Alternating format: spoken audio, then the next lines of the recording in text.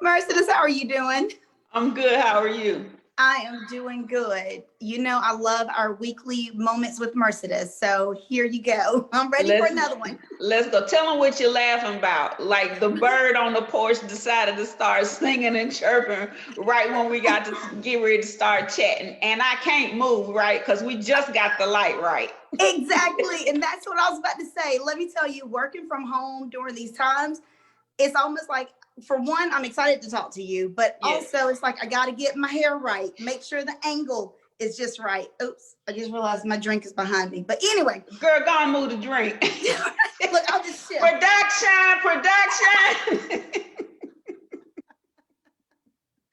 But the crazy thing is, this whole Zoom video conferencing, this is the way that we have to communicate. And like you said, just for our conversations, I'm trying to get the blinged out earrings, get the Right. lighting right, and everything else. So it's just crazy.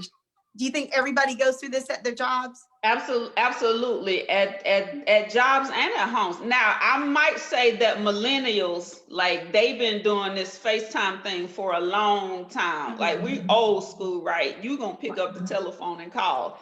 They've been FaceTiming with head wraps on and wife beater shirts on and everything else that we wouldn't dream of being on the camera with, right? Right. So I think for many people, seriously, I think for many people, it is an issue. I was reading an article. I don't remember which magazine, Steffi, but I was reading an article, and I think I saw it on television news program as well, that there is a 50% increase in consultations for cosmetic surgery, right? And of that 50% increase, 86% of the people say, when asked by their dermatologist, why are they wanting consultation? They want to get plastic surgery, whether it's a facelift or chin thingamadoo or Botox, from the what we might consider the least to the greatest, and they want to do it because they're having video conference, right? They're on Microsoft Teams, they're on Zoom, they're on WebEx, and people are concerned about how they look. Part of it is judgment from themselves. Part of it, of course, is fearing the judgment from other people. Wow. So you bring up a valid point because, like you said, right now I'm working from home. This is the only way I can communicate with my customers. So when you talk about judgment, expand upon that. I'm just curious to know, what are your thoughts there? So judgment is nitpicking every little thing. So it's clear and obvious that we live in a society whose major forms with an S plural, major forms of entertainment are other people's downfalls, other people's problems, other people's issues. And so we have a mindset that is focused on what's wrong, what's not right, what we don't like. So then, even in everyday life, even in everyday conversations, even like flipping through a daggone catalog or a magazine, instead of pointing out what they do like, instead of pointing out what they do want, instead of focusing on what gives joy, peace, and pleasure, most people are talking about and articulating what they don't want. Well, if we know we're doing it about a handbag, about a vase, and about a diamond bracelet, then you know they're doing it about your lipstick, right? You know they're doing it about your receding hairline, right? You know they're doing it about how your right cheek go up and your left cheek go back when you like get upset. So judgment and the fear of it, whether we want to acknowledge that that's what it is or not, or the avoidance of it, causes us to look for remedies for problems that may not have previously existed for us, or they may have existed, they were just not illuminated as much because you didn't have a ring light or a big old studio light shining on your face as you're conducting business. Wow. So do you think it's or what are your thoughts around what we see on TV, like you said, what we see in magazines? Are your thoughts that now people want to emulate that themselves? So I think people wanted to, if you wanted to emulate it before, you want to emulate it even more now. I think for the people, back to the millennials, the people who are always comfortable with rolling out the bed, getting on FaceTime, they're good with it. The people who always wanted to put their best face forward, right? Right. It is illuminated even more. It's one thing for me to go and travel around the country and speak in front of audiences every single day of my life for the past however many years it was, 7 years, 8 years, however many years when I was on the road traveling. It's something altogether different for it to be memorialized for the rest of my entire life and beyond. So having the thought, not only are you being judged in this time and space reality, but what you say and do will live on as long as time exists, and as long as you can like pull back up a USB or internet website. It's something altogether different. So for some people it may be they want to emulate the stars. For some people it may be that they just want to put their best face forward, and every day you don't feel like putting your best face forward. I know some days when I get on a Zoom, I just want to have you want to see how pretty my picture is, child? Wait a minute. Oh, check you out. Now you know that's pretty. That's very pretty. Lipstick and everything. Love it all. Listen, but every single day I don't feel like putting my best face forward, because in my head or my heart may not match what my face looks like. So it's almost like you're not necessarily having to physically emulate Hollywood or mainstream media, but you having to, we often hear people talk about putting on the mask and acting a certain way. You've got to emulate what they have to do. If you're an actress and you don't feel like going to work, it's lights, camera, action if you want your check to clear. So I think such is the same with Zoom and every other video conferencing service, and those of us who have to use it now literally every single day. Wow. Well, look, you also mentioned something earlier about how people may zero in on what they don't like. They don't like the lipstick. They don't like the receding hairline. They don't like the clothes that you're wearing. But I know you and I have had conversations previously about the I Like tour. Right. Would you please explain that? Because that has made a big difference for me. And I'm sure others that are watching with us can benefit from it as well. Right. So empower plays are what I give to my manifestors and the people who I work with one-on-one and in small groups. And the empower play, the I Like tour, basically helps you to rewire your brain to focus on what is good versus what is bad, what is positive instead of what is negative. And you know foundationally what my background is, so I got to give you the script that goes with it. If you want peace, then whatsoever things are just, pure, lovely, and of good report, if there be any virtue and if there be any praise, you think on these things. So if there's a certain area of your existence where you want more peace, or if you desire simply to get out of the judgment mindset and begin to create more positivity in your mind, in your words, and in your atmosphere, then one of the things that I have people do is go on an I Like tour. So what is an I Like tour? An I Like tour can be specific or it can be general. In the general sense, you literally, every time you get on a Zoom, since we're using Zoom as the example, video conferencing, every time you get on a video conference, you say, oh, is that sage? Is that wall sage? That's a pretty color paint. Oh, piano. Now, I wonder who plays the piano. That's an amazing piano. Is that St. John you got on, girl? I love the geometric. I love the knit. What? Turn your head to the side. That's a little bling on your glasses. I like that. So, and the A little top knot. your hair. No, what is the style? Not the Sister sister lock. locks. Sister locks. I love those. So literally, I am looking for everything that I like in what you're doing, in what you're wearing, in what you're saying.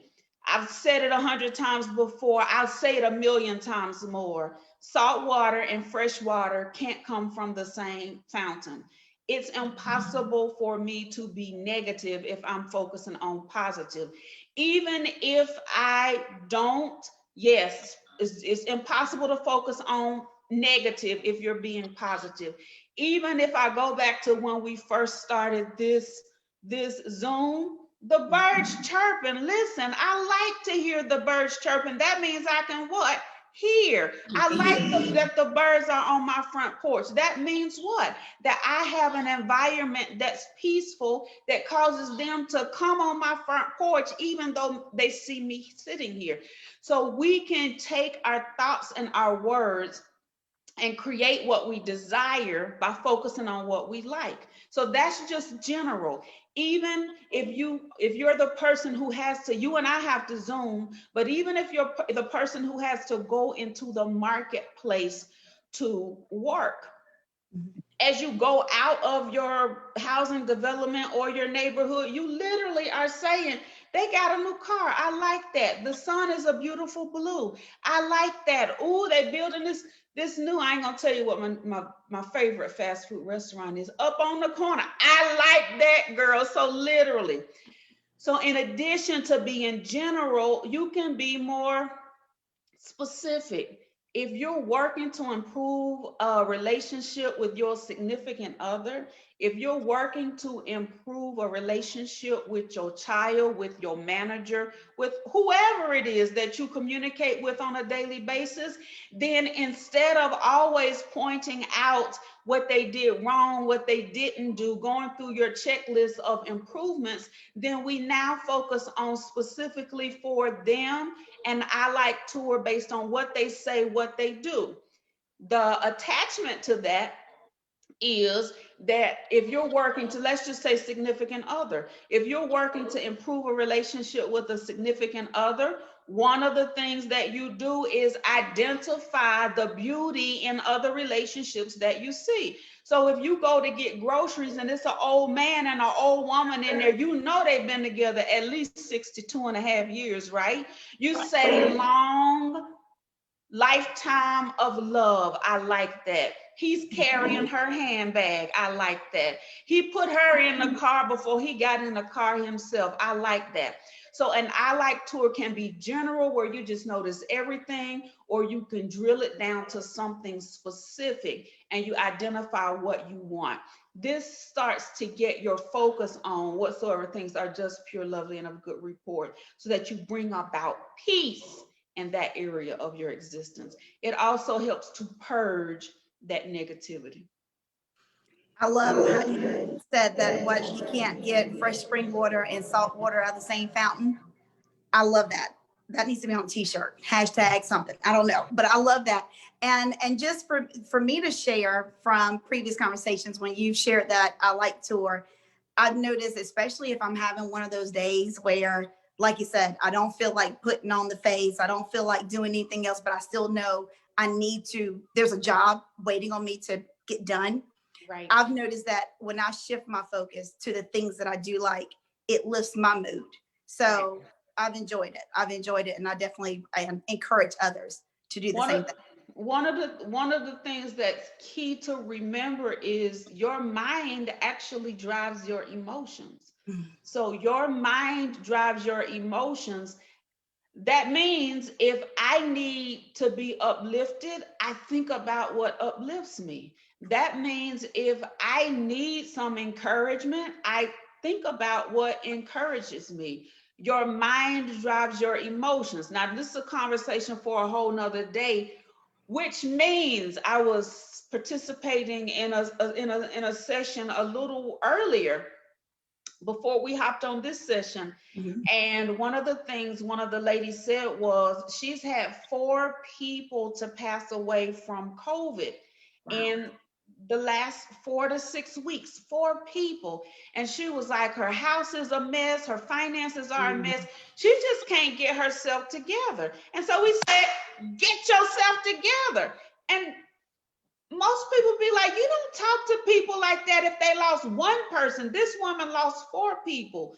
But the truth is that gut punch is what made her get herself together, pay those bills, clean up your darn house. And she said, the thing that I learned was that I can put my grieving on hold to take care of my business. Say what? That's because your mind drives your emotions. You make a decision to put your emotions to the side. I know it was your mama. I know it was your big mama. I know it was your mentor, but you make a decision to put your emotions to the side to get the business done. And then you can go back to thinking about big mama a little later on. So when we realize and embrace and get serious about the power of our minds and positivity and how it drives our behavior and the life that we live, good or bad, then we get to a place where we realize we're co-creators in this life and we don't have to allow things to continue to just happen to us. Wow. And to your point, definitely we will expand upon that conversation at another time. So Yes, yes. I'm loving that. So tell me, Mercedes, as we are starting to wrap up this conversation, my moment with Mercedes, what would you say would be the main takeaway that you would like others that are joining in and listening to this conversation? So I would say the main takeaway most likely would be centered around you deciding for yourself how you want to look and how you want to feel. And to the people on the other side of that look and of that feel, once somebody has decided what they want to do, it ain't none of your business. You don't need to focus, right? You don't need to focus on or illuminate what you believe to be off kilter. What you need to do is impute the energy into the exchange, whether it is direct or indirect, that allows people to live a peaceful life, that allows people to make choices based on what they want and what they desire versus what all of their family or all of society is saying. Do what you can do to create a positive mindset so that the words that come out of your mouth and the thoughts that dance through your mind and the actions that you make a decision to take are in alignment with non-judgment and peace. I love it. I absolutely love it. Well, I love my moments with Mercedes. As always, I love for you to share how others can reach out to you and find you on social media and take part in the other offerings that you have available. Absolutely. So simply click on the link that's in the comments, Mindset Management and Manifesting with Mercedes group. Join that. 72 Days of Amazing starts March the 1st. So click on the link to get more information about literally how to shift your life personally, professionally, spiritually, physically, and financially. So inbox me or connect with me through one of those mediums. I also want to tell them that they can connect with you through your page and through your group, and your links will be in the description as well. Absolutely. Absolutely. Well, it's always a pleasure. And I can't wait till we talk again. All right. Love you. Love you too. Bye.